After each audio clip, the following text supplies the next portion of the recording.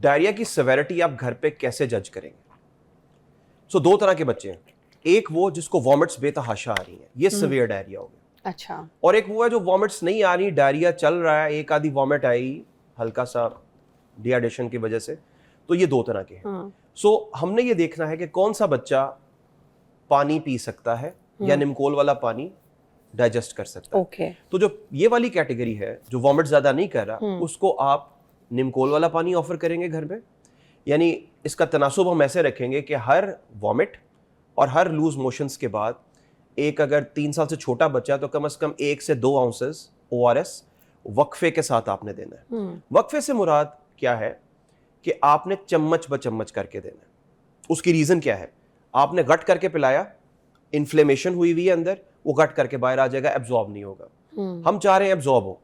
सो उसमें यह है कि आपने 1 चम्मच दिया, आप 2-1 मिनट रुके, और बेशक हम तो गाइड करते हैं कि माँ बाप को घड़ी सामने रख लीजिए, 1 मिनट पूरा हो या 5 मिनट पूरे हो, फिर दूसरा चम्मच दीजिए। अच्छा। टाइम तो लग जाएगा आधा घंटा, मगर वो पूरे का पूरा 1 आउंस या 2 आउंस जाके एब्जॉर्ब हो जाएगा। अच्छा। जो चीज कलेक्ट होगी स्टमक में इन्फेक्शन के दौरान, वो डायरिया के जरिए नीचे निकल आएगी। अच्छा। So very slow rehydration, it is as good as an IV drip. तो इस बच्चे को तो हम ऐसे मैनेज कर लेंगे। ठीक है।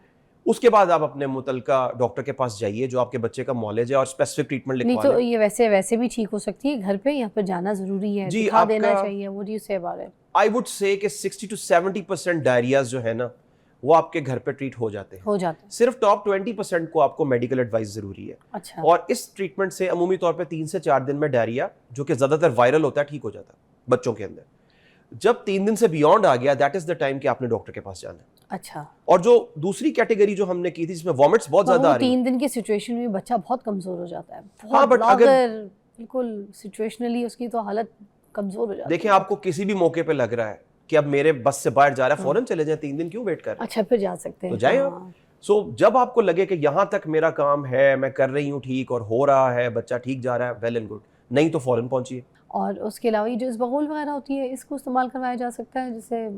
इस्बगोल is a very good thing for the gut health, और इसको आप ज्यादातर कॉन्स्टिपेशन में रोल है इसका डायरिया ज्यादा। में नहीं? डायरिया में इसका कोई इतना साइंटिफिक रोल नहीं है, मगर ओवरऑल गट की हेल्थ को जरा बेहतर करता है ये। जैसे कहते हैं ना कि उसको पानी में पियो तो उसका अलग हल है, इसको दूध में पियो तो अलग तरीके से उसका हल है, इसको भिगो के उसको थोड़ा सा फूलने दो, उसका मुंह खुल जाए तो उसके बाद पियो, फिर उसका अलग तासीर है।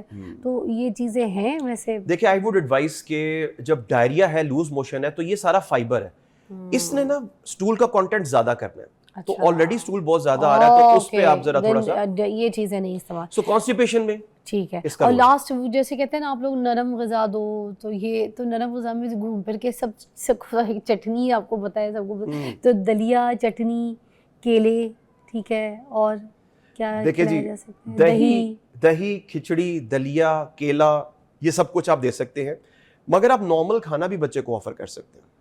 मिर्च मसाले रोटी, वाला सालन, देकर कुछ जी ऐसा? बिल्कुल। डायरिया के अंदर इट इज रिकमेंडेड कि आप कैलोरिक इंटेक ठीक रखें बच्चे का। अच्छा। सो कैलोरीज अगर प्रॉपर नहीं है तो बॉडी फाइट ही नहीं करेगी। अच्छा अच्छा अच्छा। सो हमने इम्यूनिटी को भी ठीक रखना है।